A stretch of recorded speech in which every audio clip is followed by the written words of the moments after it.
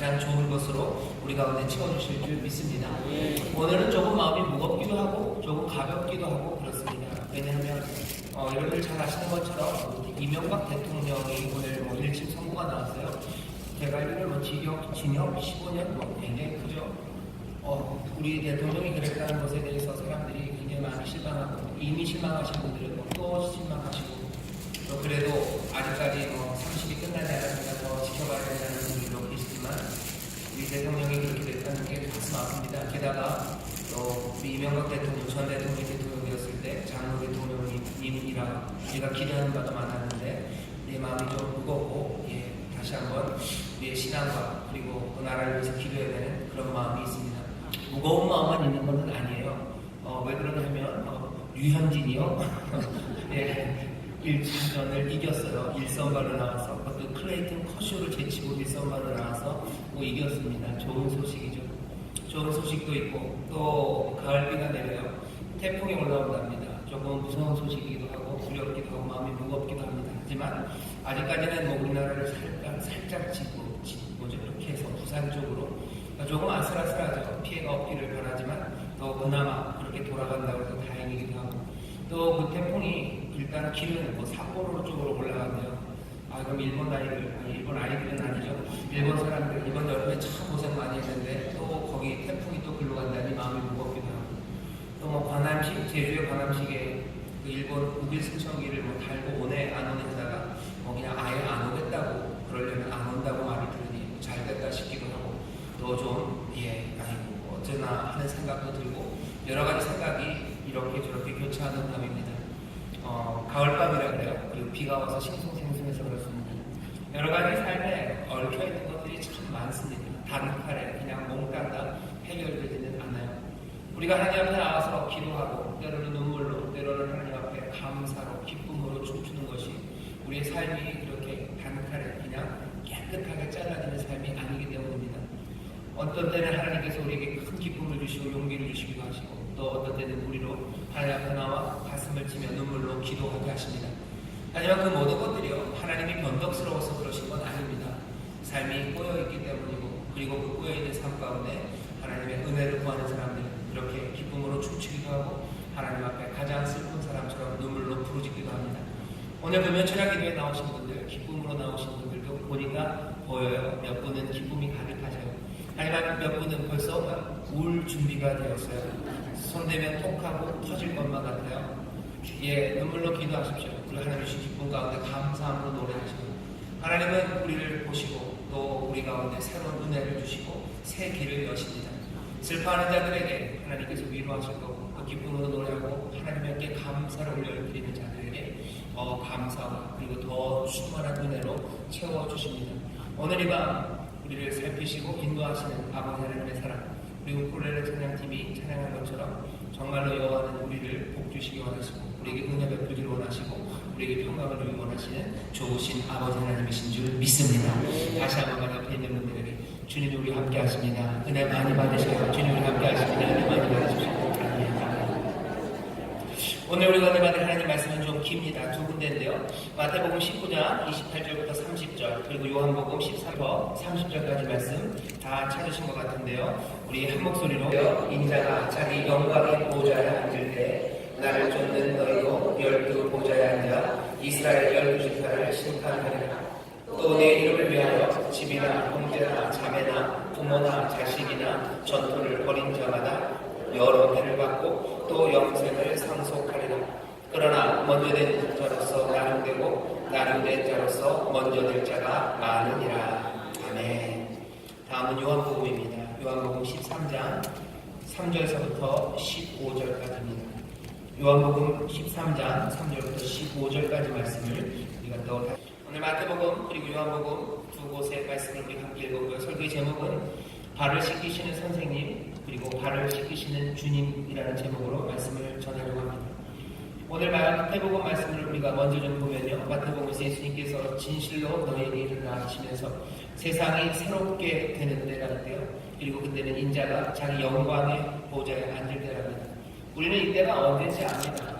아니 언제가 그때일지는 몰라요. 하지만 이때가 있음을 압니다. 세상이 새롭게 되는 때고 인자가 하나님의 아들이신 예수 그리스도 우리 사랑하는 주님이 영광의 보좌에 앉았는데 그때를 우리는 압니다. 그때가 올 거예요. 주가 다스리시고 모든 것들이 다 제자리를 찾아가는 그때입니다. 그리고 모든 것들이 온전하여지고 충만해지는 그때에 예수님 말씀하시고 약속하시죠. 나를 쫓는 너희도 12보좌에 앉아 이스라엘 12지파를 심판하리라. 주님은 영광의 보좌에 앉아요. 그리고 너희도 12보좌에 앉는답니다. 보좌에 앉는다는 건 권세죠. 주님의 권세예요. 지금도 주께서 다스리시지만 지금은 눈에 보이지 않아요. 하지만 그날 새롭게 되는 그날 인자가 자기의 영광의 보좌에 앉은 것을 우리가 볼 겁니다. 우리뿐만 아니라 세상 모두가 보좌에 앉으신 그이가 보좌에 앉으신 어린 양께 구원이 있다고 높여 찬송하는 세상 모든 것들이 무릎 꿇을 수밖에 없는 그날이 분명히 오는데 예수님이 약속하셔요. 그때 너희도 보좌에 앉는데 주께서 영광의 보좌에 앉는 것처럼 우리도 보좌에 그 권세 그 영광 가운데 살아가게 된답니다. 너희 중에 누구는 이스라엘 12지파를 심판한대요. 판단하는 일, 그 일도 그들에게 맡기신답니다. 이 꿈을 우리가 놓칠 수 없습니다. 주님이 영광의 보좌에 앉을 때 우리도 그 보좌에 앉을 거예요. 지금의 삶에 대해서는 묻지 않습니다. 지금의 삶은 어떤지 사람들마다 다 달라요. 하지만 우리가 믿는 것은 여기 주를 믿는 사람들, 끝까지 믿음을 지키는 사람들, 주를 쫓는 사람들은 그 보좌, 그 영광에 앉게 될 줄 믿습니다. 누가 보좌에 앉을까에 대해서 얘기하셔요. 28절에서 말했죠. 나를 쫓는 자랍니다. 나를 따르는 자가 보좌에 앉을 거랍니다. 주님은 계속해서 나를 따르라고 말씀하셨어요. 주님을 따르면서 29절에 보면 주를 따르기 위해서는 어떻게 됩니까? 내 이름을 위하여 집이나 형제, 자매, 부모, 자식, 전토를 벌인 자마다 여러 배를 받고 영생을 상속한답니다. 주를 쫓는 방식에 대해서 조금 더 자세히 설명하시는 거예요. 주를 쫓는 이 쫓는 것은 다른 방식이 아니라 버리는 거다 얘기하죠. 그냥 그러면 가정도 버리고 모두 그냥 몽땅 다 버리고 이 버린다는 이야기는요. 뒤로 한다는 겁니다. 뒤로 해요. 그거보다 더 중요한 것이 무엇인지 압니다. 사람들에게 의리를 지키는 것보다 어쩌면 더 중요한 게 있고요. 그리고 내가 책임져야 되는 것보다 조금 더 중요한 것이 우리 앞에 있죠. 나를 쫓는 자, 그 모든 것들을 뒤로 버리는 사람들. 그 사람들이 여러 배를 받고 영생을 상속한답니다. 주님을 쫓는 방식에 대해서 설명하시는 거예요. 버린 사람들이다. 또 하나, 오늘 본문에서, 마태복음 본문에서 놀라운 이야기는 30절입니다. 그러나 그러셔요. 우리의 그림이 있죠. 예수님을 쫓는 사람들이요. 예수님을 위해서 모든 것을 버리고 주를 따르는 사람. 영광의 날 그 보좌에 앉을 거예요. 그런데 너희들이 하나 더 알 게 있답니다. 그리고 그건 깜짝 놀랄 만한 거예요. 그러나 먼저 된 자로서 나중되고 나중된 자로서 먼저 될 자가 많으리라 말씀하십니다. 그날은 놀라운 날이 될 겁니다. 우리에게서 눈물을 닦으시고요. 그리고 우리 가운데 평강을 가득하게 하시고 더 이상 한숨 쉬는 일 없고 더 이상 억울하게 눈물 흘리는 일 없고 애매해서 골치 아픈 일 고민해야 될 것 없어요. 해같이 빛난 바로 그곳에서 모든 것들이 명진하게 드러나고 그리고 모든 것들이 얼굴과 얼굴을 대해 보는 것처럼 우리 가슴 가운데 후련함이 그리고 기쁨이 그리고 자유함이 넘칠 겁니다. 그래서 그날은 놀라운 날일 거예요. 하지만 더 놀라고 우리를 깜짝 놀라고 그리고 당혹스럽게 하는 일이 있을 거라고 예수님 말씀하셔요. 그 당혹스러움은 먼저 된 자가 나중되고 나중된 자가 먼저 되는 것이 참 많을 거랍니다. 이 얘기는 뭐냐면 주를 쫓는 사람, 먼저 쫓아가는 사람들, 위대하게 쫓아가는 사람들이 있어요. 하지만 그 사람들이 나중되고 뒤쪽에서 쫓아온다고 생각했던 사람들, 보이지 않았던 그 사람들이 앞쪽에 서는 걸 보게 된대요. 주께서 이름을 아마 부르시나 봅니다. 누구야? 부르셔요. 근데 누굴 먼저 부르셔요? 누굴 먼저 부르셔요? 김말순아 그러고 부르시는 거예요. 여러분 김말순이 누군지 모르시죠? 예, 주님은 아셔요. 김말순이 누굽니까? 뒤에 있는 사람이에요. 사람들은 최용호는 적어도 압니다. 우리 교회 사람. 다른 데는 몰라요. 그러니 최용호는 앞에 있는 사람이에요. 제 이름이 먼저 불리고 아니요. 제 이름 먼저 안 불릴 겁니다. 누구 이름? 김말순을 부르실 겁니다. 앞에 있는 사람 아니라 뒤에 있었던 그 사람입니다. 나아주 끝에 있었던 사람입니다. 사람들 앞에 나서지 않았던 사람입니다. 뒤에서 예수를 쫓은 사람입니다. 뒤에서 예수를 따르기 위해서 사람들 앞에서 얻을 수 있는 모든 명예들 아니면 사람들에게서 얻을 수 있는 권위들 아니면 부요함들, 내 유익함들 그 모든 것들을 뒤로 하고 주를 쫓은 사람이에요. 조용히 스포트라이트 비추지 않는 곳에서 아무도 알지 않는 곳에서 마음을 다하고 성품을 다하고 힘을 다해서 주를 쫓는 사람입니다. 내 이름 나타나는 것 말고 내 명예 말고, 그리고 내 힘과 권세 말고, 내 지위 말고, 내 유익 말고 주를 따르는 사람들이에요. 조용히 보이지 않는 곳에서 주를 섬기는 사람들입니다. 교회를 위해서 눈물로 혼자 기도하는 사람들이고, 교회의 발전을 위해서, 교회가 정말 하나님의 일을 감당하기 위해서 적으나 많으나 마음을 다하여 주 앞에 심는 사람들이에요. 마음을 다해서 화장실이라도 치우는 사람이에요. 뭐라도 교회가 깨어지는 것, 하나님의 일이 어긋나는 것을 가슴 아파하며 거기에 내 몸 하나를 던지는 사람입니다. 주먹 하나로라도 그 뚝이라도 막으려고 몸을 드는 사람들, 그 사람들입니다. 하나님의 방법은 우리의 방법과 다릅니다. 하나님의 생각은 우리의 생각과 달라요. 그날 깜짝 놀랄 거예요. 너희가 들어보지 못한 숱한 이름들이 먼저 불리게 될 거랍니다. 들어보지 못했던 이름이에요. 우리가 알지 못했던 이름이에요. 여러분이 이 말씀 그대로 받으셔야 됩니다. 그날 새롭게 되는 날, 인자가 자기 영광에 앉는 날, 주를 따르는 이들, 주를 따르는 것 쫓던 이들이 그 보좌에 앉아서 다스릴 거예요. 그 사람들은 누구예요? 모든 것들을 뒤로 버리고 주님을 따랐던 사람이에요. 그리고 그 사람들의 이름이 불려질 때 우리는 듣게 될 겁니다. 끝쪽에 있었다고 생각하는 사람들, 그 사람들이 앞에 올 겁니다. 그날 여러분들이 저를 찾으려면 어떻게 해서 찾으셔야 돼요? 저기 어디 뒤쪽에서 찾으시면 돼요. 저기 어디 뒤쪽에 있을 겁니다. 눈물로 하나님을 위해서 아무도 모르는 그곳에서, 하지만 마음을 다하고 정성을 다하고 힘을 다해서 내 유익이 아니라 그리스도의 몸, 그 몸을 위해서 헌신하는 그 사람들이 앞에 가게 될 겁니다. 오늘 우리가 읽은 본문 마태복음 19장 28절부터 30절 말씀은 그냥 갑자기 나온 말씀은 아닙니다. 마태복음 19장에 보면 바로 앞에 있었던 이야기예요. 무슨 이야기냐? 청년 하나가 예수님을 찾아옵니다. 부자 청년이래요. 부자에다가 젊습니다. 그리고 어딘 보면 관원이라는 말도 있어요. 그런 거 보면 힘 있는 사람이에요. 젊음이 넘칩니다. 그리고 뭐가 있어요? 부요함이 있어요. 재물 많은 청년이 찾아와요. 게다가 이 사람은 굉장히 종교적인 사람입니다. 예수님에게 멋지게 등장합니다. 생각해보세요. 젊고 돈 많고 힘 있고 지위가 있어요. 게다가 이 사람은요, 무슨 이상한 데 연루돼가지고 좋지 않은 소문으로 사회면을 장식하는 그런 청년이 아닙니다. 이 사람은 말씀대로 살아가는 사람이에요. 도덕적이에요. 어쩌면 잘생겼을지도 모릅니다. 훌륭해요. 뭐 하나 나무랄 데 없는 청년이 예수님을 찾아 멋지게 등장합니다. 그러고서 물어보죠. 선생님이요, 내가 무슨 선한 일을 하여야 영생을 얻으리까? 오늘 우리 본문에 영생을 상속한다는 말이 있어요. 누가 영생을 상속하는지 예수님이 이 청년의 질문에 사실은 오늘 본문에서 대답하는 겁니다. 여기 그렇게 되어 있죠. 여러 배를 갖고 29절이죠. 오늘 본문에 또 영생을 상속하리라. 청년의 질문에 대답이 그 뒤에 나오는 겁니다. 청년이 물어봐요. 내가 무슨 선한 일을 하여야 영생을 얻으리까? 예수님 말씀하셔요. 어찌 선한 건 내게 묻느냐? 선한 건 한 분이시다. 네가 생명에 들어가려면 계명을 지켜라. 어느 계명입니까? 라고 물어봐요. 대답은 늘 있었던 정답입니다. 예수님께서 대답하셔요. 살인하지 말아라, 간음하지 말아라, 도적질하지 말아라, 거짓 증거하지 말아라, 내 부모를 공경하라, 내 이웃을 내 몸과 같이 사랑하라 하신 것이다. 청년이 대답하죠. 내가 이 모든 것들을 지켰습니다. 아직도 내가 뭐가 부족한 게 있습니까? 예수님께서 온전하고자 하냐? 그러면 너 있는 것들을 다 팔아서 가난한 사람들을 주고 나를 쫓으려. 오늘 본문에 보면 뭐라고 했습니까? 가족, 부모, 그리고 네 전토를 팔고 나를 쫓으려. 그것들을 뒤로 하고 쫓으랍니다. 그러면 영생을 얻는데요. 청년에게 한 대답이다. 오늘 우리가 읽은 본문 마태복음 19장 28절에서 30절의 말씀이나 같은 말씀입니다. 듣고 근심하며 떠나갑니다. 왜? 청년은 재물이 많은 거예요. 그걸 포기할 수 없어요. 그걸 포기하지 못합니다. 예수님을 따라가는 삶, 그래서 그 권세, 참된 권세와 영광으로 가득한 그 삶에서 청년은 멀어져 가요. 왜? 이 사람 손에는 재물이 있기 때문입니다.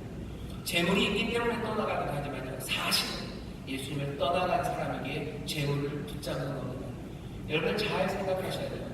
하나님의 능력, 거기서 멀어진 사람들에게 약속할 수 있는 건 세상의 지위 그리고 힘, 권세입니다. 하나님의 능력에 붙잡힌 사람들, 그 영광에 거하는 사람들에게는요, 그 힘과 권세, 지위, 부요함, 그것이 아무 의미가 없어요. 하나님이 주시면 받을 겁니다. 하지만 그것을 쫓아가지는 않아요. 그걸 붙잡고 있으려고 애쓰지는 않습니다. 여러분 사무엘상 17장에 보면요, 골리앗 이야기가 나옵니다. 골리앗이 이스라엘 백성들을 향해서 외치죠. 협박합니다. 협박하는 건 뭐예요? 우리가 너보다 세다는 거예요. 우리가 너보다 세니까 너 우리에게 와서 절하고 너 우리에게 와서 속국이 되고 우리가 너네를 다스리게 해라. 우리가 너보다 더 세다 얘기해요. 다윗이 옵니다. 다윗은 이상한 거예요. 그 말이. 걔네들이 세지 않아요. 우리가 훨씬 더 셉니다. 여기 하나님의 권세와 능력이 있어요.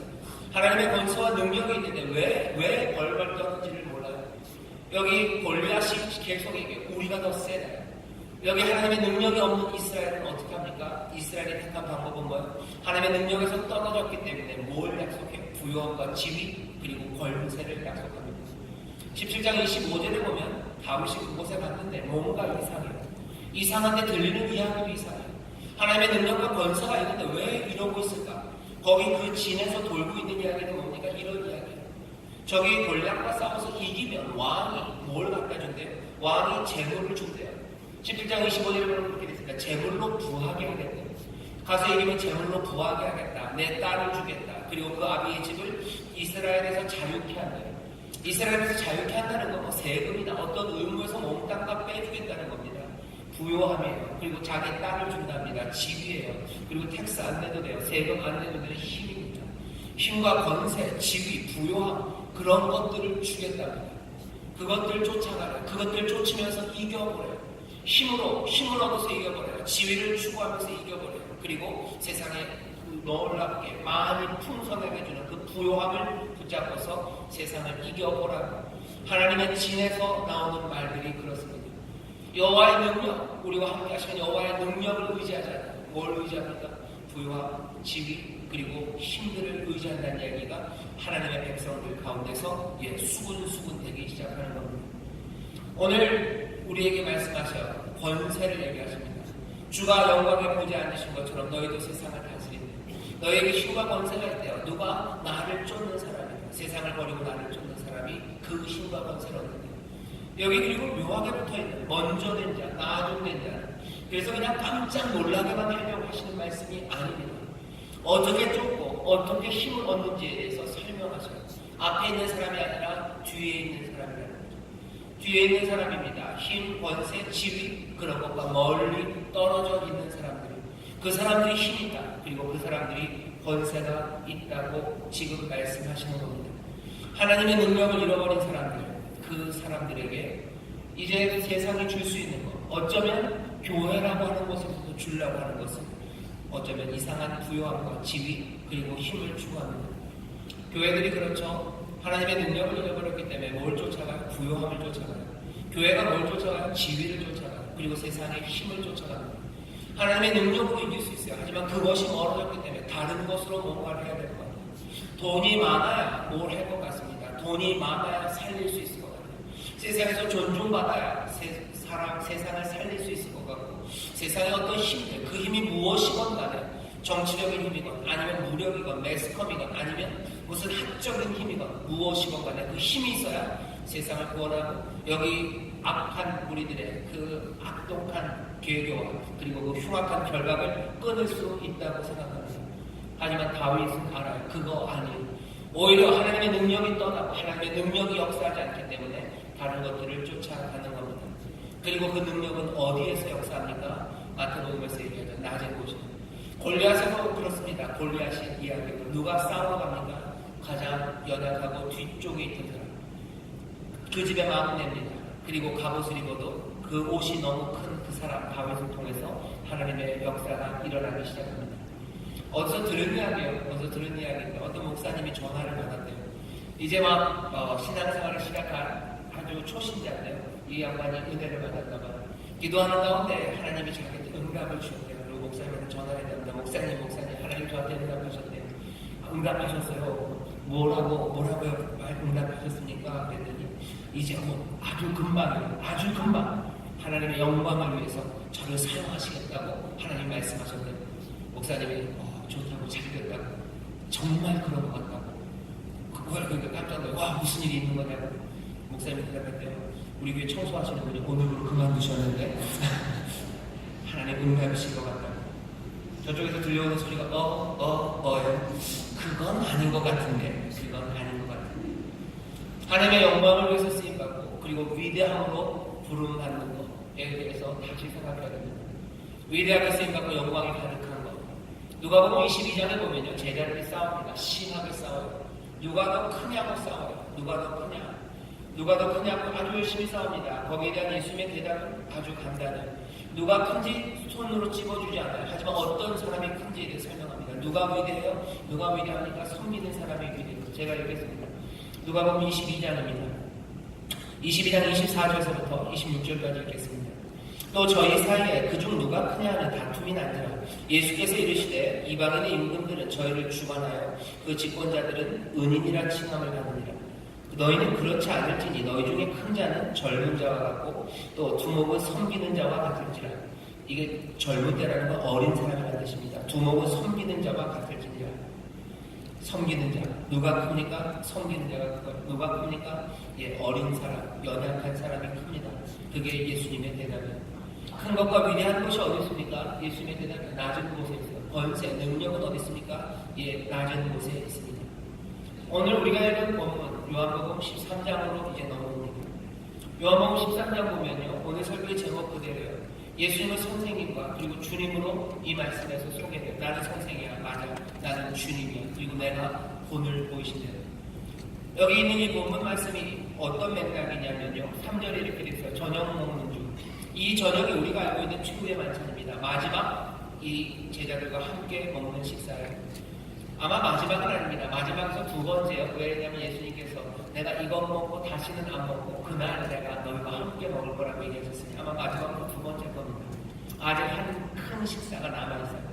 자, 하지만 이 최후의 만찬이라고 우리가 알고 있는 6월절 저녁 식사, 저녁 잡수시던 자리에서 일어나신 거예요. 저녁 먹는 중에 예수는, 다른 사람들은 모릅니다. 하지만 예수님은 알아요. 아버지께서 모든 것을 자기 손에 맡기신 것과 또 자기가 하나님께로부터 오셨다가 하나님께로 돌아갈 것을 아셔요. 지금 그 상황에서 이 일을 하시는 겁니다. 저녁을 먹으시면서 이제는 모든 것을 자기 손에 맡기셨어요. 이 맡기신 건 두 가지입니다. 하나는 모든 권세를 맡기셨어요. 그리고 하나님의 모든 사명을 거기 예수의 손에, 주님의 손에 맡기셨어요. 하나님의 일을 이루어야 됩니다. 그리고 하나님의 일을 이룰 모든 권세를 주님이 가지셨어요. 그리고 또 주님은 아시는 게 뭡니까? 하나님께로부터 오셨다가 이제 하나님께로 돌아갈 거예요. 모든 권세와 그 사명이 이제는 누구에게? 이 제자들에게 전해져야 합니다. 권세, 힘과 능력이 여기 있어요. 그리고 그 사명이 있습니다. 세상을 살리고 구원할 일을 하나님과 화목하게 하고 사람들을 화목하게 할 놀라운 사명이에요. 복되게 하고 복되게 할 사명입니다. 그것들을 이룰 모든 능력과 권세를 지금 이제 주님은 가지시고 이것을 제자들에게 남기셔야 되는 바로 그 시간입니다. 지금 여기 위대한 것들이 전해지려고 합니다. 놀라운 권세가 전해지는 거예요. 그리고 예수의 것이었던 그 사명이 이제 전해져야만 합니다. 제자들은 몰라요. 베드로는 아직 모릅니다. 그러니 선생님은 가르쳐야 되는 거예요.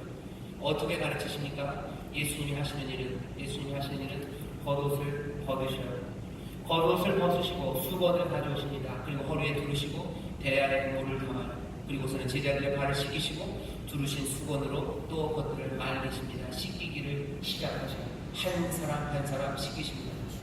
오늘 이 말씀은요, 그냥 삶의 방식들, 아니면 어떻게 살아가야 되는지 겸손한 삶의 모습을 보이시려고 하는 자리가 아니에요.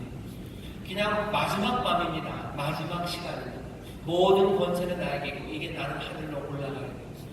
예수님이 성실하셔서 원래 배우기로 했던 인성 개발 10단계 그 마지막 과가 아직 안 끝나기 때문에 제10과 겸손을 가르치려고 하시는 그런 자리가 아닙니다.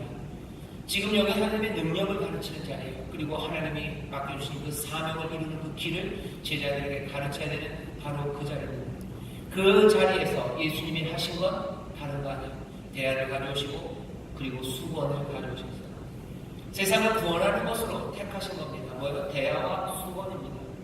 대야를 가져오시고 수건을 가져오시고 당연히 거기는 물이 가득 찼죠. 물이 가득 찬 대야 그리고 수건 그것들을 들고 오십니다. 모든 권세를 지금 전하는 거예요.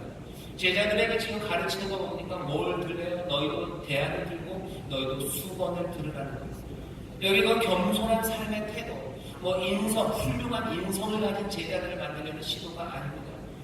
세상을 바꿀 수 있는 사명, 바꿔야 되는 사명, 세상을 구원해야 되는 사명, 그것들을 이룰 권세, 그 능력을 지금 이 제자들의 손에 안기시려 지금 예수님이 택하신 마지막 모범의 교육입니다. 선생으로 그리고 주로서 이 발을 씻기시는 거예요. 가르치려고 씻기십니다. 그리고 주님으로서 씻기시는 거예요.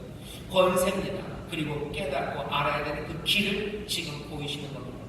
왜 이 길이 중요합니까? 세상의 죄의 근원은 다른 데 있지 않습니다. 죄는 하나님과 같아지려는 것에서 시작돼요. 창세기 보시면 아시죠? 아담이 그리고 하와가 왜 선악과를 따먹습니까? 그냥 마음에 반항하는 마음이 있어서 그 반항하는 마음의 밑바탕에 그게 있는 거예요. 하나님처럼 눈이 밝아지고 싶어서라고 해요. 하나님처럼 되고 싶어요. 내가 하나님 같아지고 싶어요. 내가 힘이 있어지고 싶고, 내가 지위가 높아지고 싶고요. 내가 가진 것들이 많아지고 싶어요. 내가 그래야 주관하는 하나님 같아질 수 있다고 생각합니다. 죄는 그것들을 얻기 위해서요. 그것들을 찾아서 때로는 죽이기도 하고, 때로는 제끼기도 하고, 거짓말하고, 탐하기도 하고, 그리고 내가 갖지 않아야 될 것들에 대해서 손대기 시작하고, 그리고 인색하게, 때로는 내 삶 말고 다른 사람들의 삶을 깨뜨리면서 내가 하나님이 되려고 해요. 하나님 같아지려고 합니다. 부요함과 지위와 그리고 그 힘을 얻기 위해서 사람들은 다른 길들, 그것들을 찾는 그 길에 사람들을 어떻게 해요? 치고, 사람들을 제치고, 사람들을 밟고 떨어뜨리고, 그리고 모욕하고 짓밟고 할 수 있는 모든 죄악된 일들을 하나하나 해갑니다. 죄의 밑바탕에 그게 있어요. 그래서 잠언에서 솔로몬이 그러죠. 죄의 시작은 어디? 교만한 마음이에요. 그것이 패망하게 합니다. 그것이 죽음으로 이끌어가요. 교만, 그냥 남들보다 잘나는, 아니 그거보다 더 넘어서요. 남들보다 더 잘나서 뭐가 되려고? 하나님 같아지려고 하는 거죠. 죄의 반대는 어디겠습니까? 하나님 같아지려고 하는 건 그 반대예요. 이건 겸손이라는 이름으로 붙여질 수도 있고요. 또 뭘로 붙여질 수 있어요? 섬기는 삶이라고 이름 붙여질 수 있는 죄의 반대는 그런 삶입니다. 죄의 반대의 삶을 드러내는 그 엠블럼은 뭡니까? 대학 그리고 수건이 발을 씻깁니다. 발을 씻기는 거예요. 세상을 바꾸는 것, 그리고 내 삶을 변화되기 위해서는 내가 좀 더 높은 것, 그리고 더 많이, 그리고 더 힘이 세져야 된다고 생각하죠. 하지만 예수님은 오늘 여기 이 마지막 자리에서 알려주십니다. 권세는 그 힘을, 세상을 바꿀 수 있는 힘과 길은 네 부요함과 네 지위와 그리고 네 힘을 따라다니는 그 길이 아니라 여기 낮아짐과 대화와 수건을 들고 무릎을 꿇고 발을 씻기는 바로 그 길로 나가는 거랍니다. 우리가 찾아야 하는 길들이 많아요. 그 길들은 꽤나 많은 더러운 죄의 길들입니다. 예수님은 발을 씻기시는 거예요. 그 길들 아니라요. 그 길에 더러운 것들은 씻어야 돼요. 여기 참된 길이 있어요. 여기 참된 능력이 있어요. 여기 세상을 바꿀 수 있는 하나님의 권세가 여기 있어요. 뭡니까? 대화와 수건입니다. 세상이 뭘로 바뀔까에 대해서, 어떻게 하나님과 사람 사이에 화해가 이루어지고 사람과 사람 사이에 화해가 이루어질 수 있는 힘이 무엇인지에 대해서, 어떻게 우리 협박하는 세상의 온갖 악독한 권세와 힘들을 이길 수 있는지에 대해서 주님은 그 권세를 가지신 이는 지금 우리에게 그 권세를 내어주시는 거예요. 예수님께서 세상을 이기는 권세는 뭡니까? 다른 거 아니에요. 대화와 수건입니다. 그 낮아지며 하늘 높은 곳에서 자기를 비워서 이 땅에 내려오시니 여기 죽어갈 수밖에 없는 그 악독한 하나님과 원수된 죄인을 위해서 자기 것을 모두 다 내어주시고 머리 둘 곳 없어도 그 삶을 살아갑니다. 배고프고 힘들고 모욕당하고 사람들에게 배척당하는 그 길에서도 주님께서는 끝까지 섬기며 그 길을 걸어요. 여기 사람들은 사다리 한 칸을 더 올라가려고 합니다. 내가 더 힘, 더 지위, 그리고 내 부요함을 위해서 한 칸씩 한 칸씩 더 올라가려고 애를 쓰는 거죠. 내가 한 칸 더 올라가면 맑은 고기를 마실 것 같은 거예요. 한 칸 더 올라가면 자유로울 것 같고, 한 칸 더 올라가면 내가 평안을 이룰 것 같고, 어떤 사람은 내가 더 한 칸 올라가야 세상의 변화를 만들어갈 것 같아요. 세상의 변화라고 하면 뭐가 대단한 것 같아요. 이런 겁니다. 내가 한 칸 더 올라가야 우리의 가정에 변화가 올 것 같아요. 내가 한 칸 더 올라가야 우리 가정이 평안을 얻을 것 같고 우리 가정이 행복할 것 같은 거예요. 다른 말하면 내가 남들보다, 아니 내가 지금보다 적어도 연봉이 한 30%좀 월급이 많아지면 우리의 가정이 평안해질 것 같은 거예요. 내가 남들보다 지금은 부자는 알았지만 내가 이사가 되면 우리 집안이 화평해질 거라고, 거기 하나님의 화목이 있을 거라고 생각하는 겁니다. 그렇게 변화될 거라고 생각해요. 왜? 하나님의 능력에서 떨어져 나왔기 때문에. 그러니 지위와 힘과 권세가 뭔가를 이룰 것 같은 겁니다. 그러니 그렇게 올라가는 거예요. 사실은 뭐 하나님의 능력이면 됩니다. 어떤 능력? 대화와 수건이면 되는 거예요. 그리스도를 경외하고 피차 복종하는 겁니다. 그렇게 낮아지고 그렇게 섬기는 그곳에 삶의 변화가 있는 건데, 아니 내가 이 사다리 한 계단 더 올라가면 그러면 세상이 바뀔 것 같은 거죠. 하나 더 올라가면 이게 부딪혀야 되는 거죠. 팔꿈치로 찔러야 되는 거예요. 어깨에 집어넣어야 되는 거예요. 조금은 미꾸라지처럼 살짝 빠져나가야 됩니다. 밀어내고 잡아내리고 거짓말하고 그리고 남들 모함하면서 아니 어쩌면 내 삶이 깨어지는지도 모르고 자기를 다 쏟아내며 한 칸 한 칸 더 올라가려고. 왜? 그래야 세상이 바뀔 거라고 생각하기 때문입니다. 그 골짜기에 있었던 이스라엘 사람들, 그 골짜기에 있었던 사울과 똑같아요.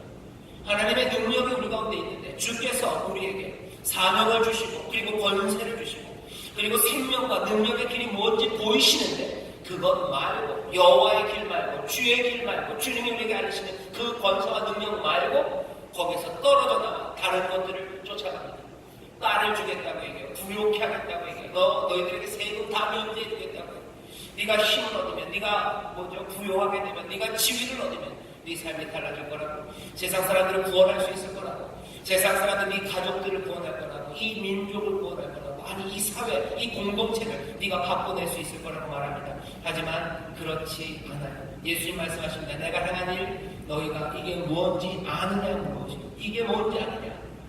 모르죠. 사람들은 모릅니다. 그러니 알려주셔요. 13절입니다. 너희가 나를 선생이라 또는 주라 하니 너희 말이 옳도다. 내가 그러하다.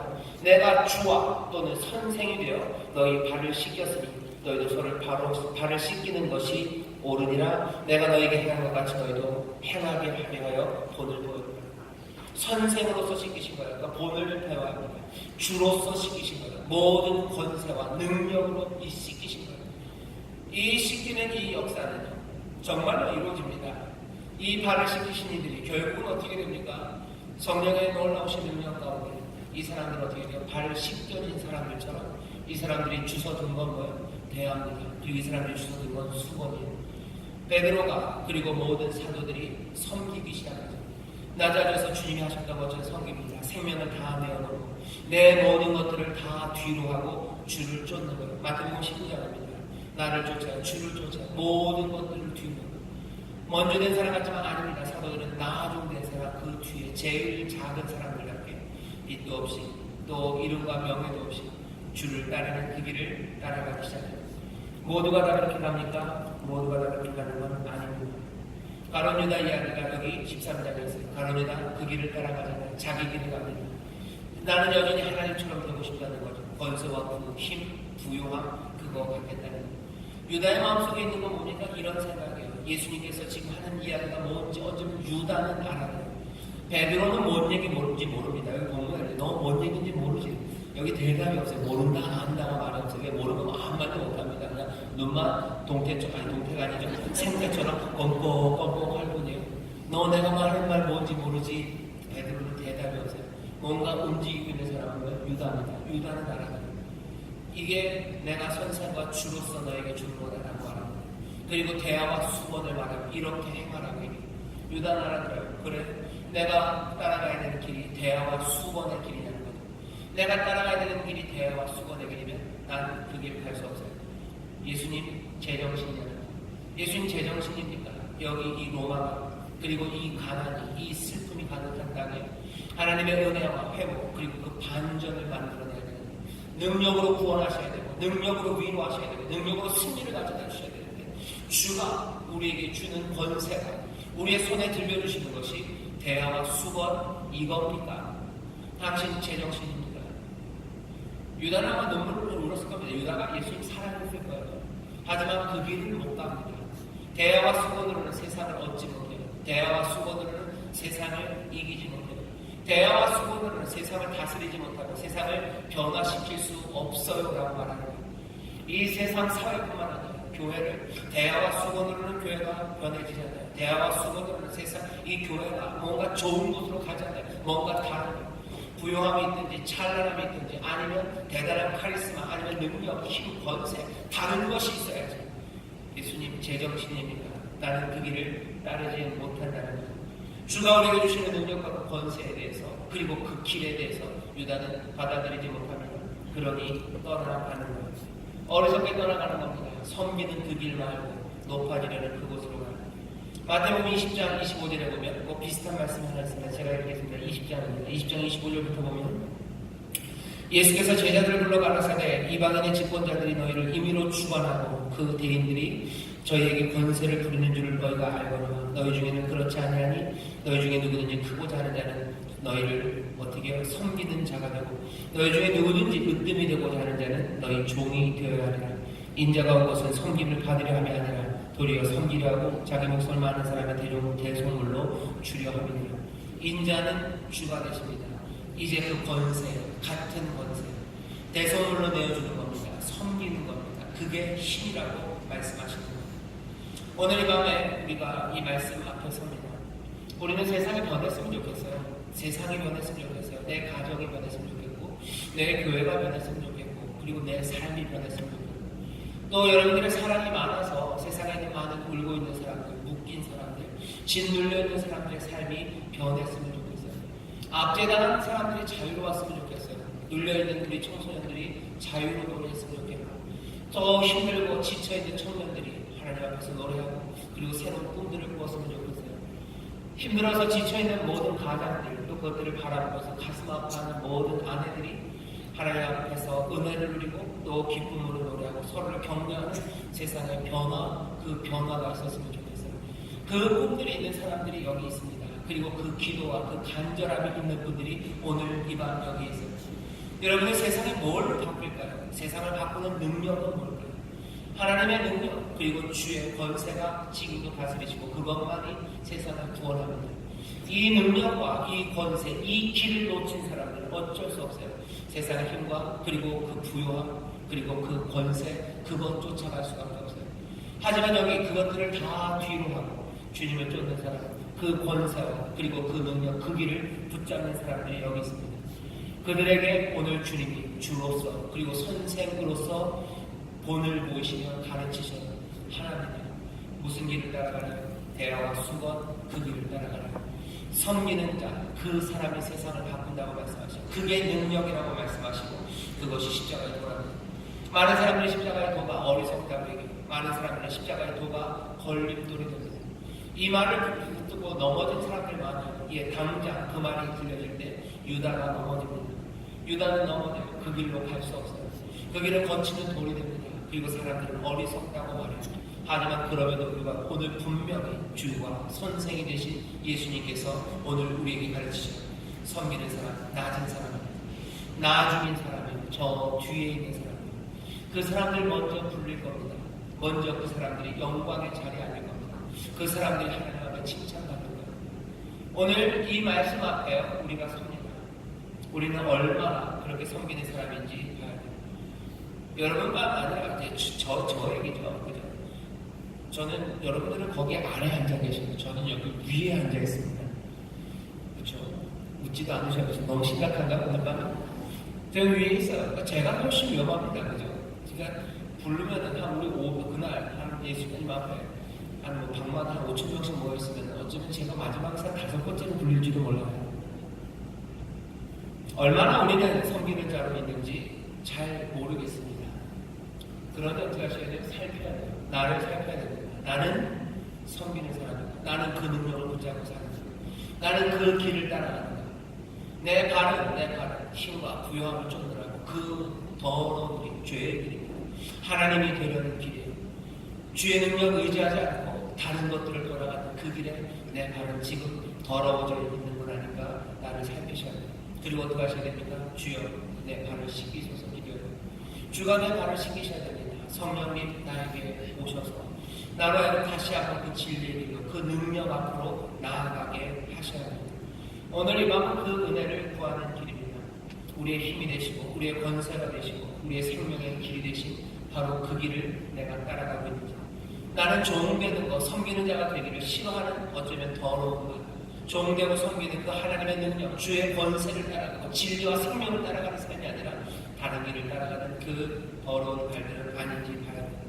그리스도가 우리 안에 있을 때만 우리를 바꾸십니다. 그리스도가 우리를 씻기시고 우리를 제대로 그 길을 보게 하십니다. 그래야 나중은 되지 않습니다. 그러니 우리는 기도하는 것 주여 우리의 발을 씻겨주시옵소서. 허망한 대로 가던 그 마음들을 이제 이 진리로 돌리게 하시고 세상 것 말고 하나님의 권세, 주의 권세, 그 섬김의 길과 그 낮아지는 것들을 사모하며 그 권세, 그 힘을 붙잡게 하옵소서. 나에게 대화와 수건을 들게 하시고 그래서 수많은